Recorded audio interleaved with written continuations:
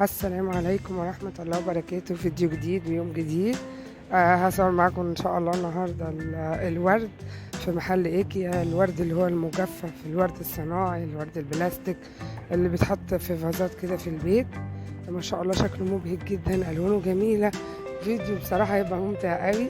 خليكم معايا شوفوا الفيديو. حابة افكركم لو اشتركتش في القناة اشتركوا وفعل الجرس عشان يوصلوا كل جديد.